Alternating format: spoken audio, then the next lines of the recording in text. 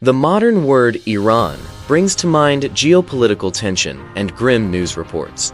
But the name Persia conjures something different: flying carpets, refined poetry, and legendary empires.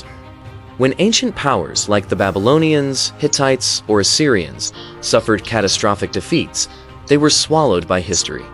Their cities dissolved into the earth, and their genetic lines scattered. The Iranian plateau faced those exact same fatal blows. The Macedonian phalanxes of Alexander the Great, Arab armies, and the ferocious Mongol hordes of Genghis Khan all marched through here, leaving behind nothing but towers of skulls. Yet the Iranian identity survived. Early Iranians engineered a defense system using the first principles of global diplomacy and a rigid cultural code. It functions like a software program. By building a resilient national operating system, they created a machine that allowed them to lose on the battlefield, endure brutal occupations, and still emerge victorious over centuries. The blueprint for this survival mechanism appears long before the famous Persian emperors. In the 23rd century BC, the Akkadian king Naram Sin marched his armies into the neighboring state of Elam, in the southwest of modern-day Iran. Rather than ending in total annihilation, the two powers drafted a written treaty. The document guaranteed Elam's independence on the condition that they aligned their foreign policy with Akkad. This is the first documented international treaty in human history. By the time nomadic Indo-European tribes descended onto this plateau from the north a few centuries later, the region was primed for ideological innovation.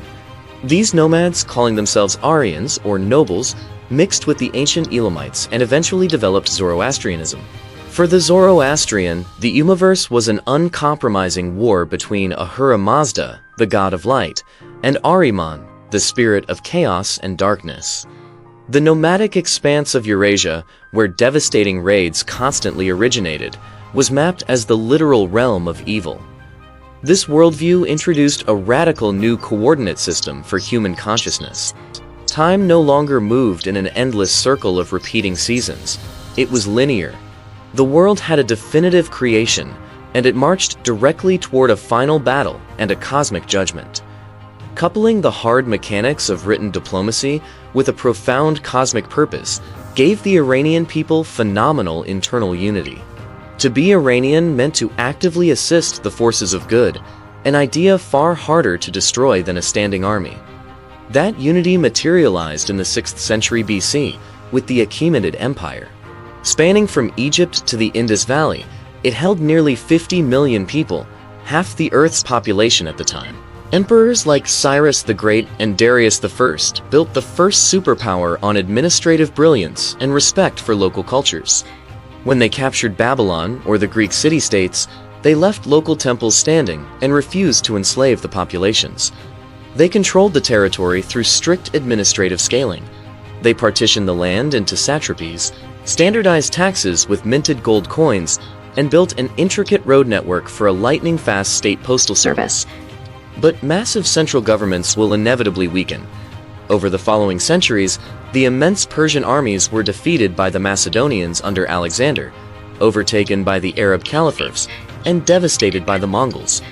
When the dust settled after each invasion, the new foreign rulers faced a massive problem. Governing millions of people across harsh deserts and mountains was impossible without the existing state apparatus. They had to hire the local bureaucrats. Once the invaders plugged themselves into this administrative machine, the culture consumed them. Within a few generations, Greek kings wore Persian clothing, Arab caliphs adopted Persian statecraft, and Mongol warlords built grandiose blue mosques and funded local poets. The Iranian cultural code reprogrammed its captors. In a 300-year cauldron of shifting empires and nomadic raids, the people being occupied systematically digested their occupiers. This deep-seated resilience was tested again in the early 20th century. During the Great Game, the country became a geopolitical chessboard, carved into spheres of influence with the British extracting oil and Russian troops stationed in the north. Suffocating under the weight of these modern colonial powers, Reza Shah Pahlavi executed a maneuver that shook global diplomacy in 1935. He issued an official directive demanding the Western world cease using the Greek-derived name Persia. He instructed all foreign embassies to call the country by the name its people had used for millennia: Iran, the land of the Aryans. This was an aggressive diplomatic maneuver. By anchoring the nation to 5,000 years of unbroken history, the directive forced the international community to recognize a modern, sovereign power. The competing use of those two names today reflects a quiet, ongoing battle. It is a continuous struggle over memory, global standing, and the very software of the state. The survival of Iran proves that long-lasting power relies on something deeper than military supremacy. True resilience is building a civilization so complex, useful, and culturally profound that even your conquerors inevitably decide they want to become you.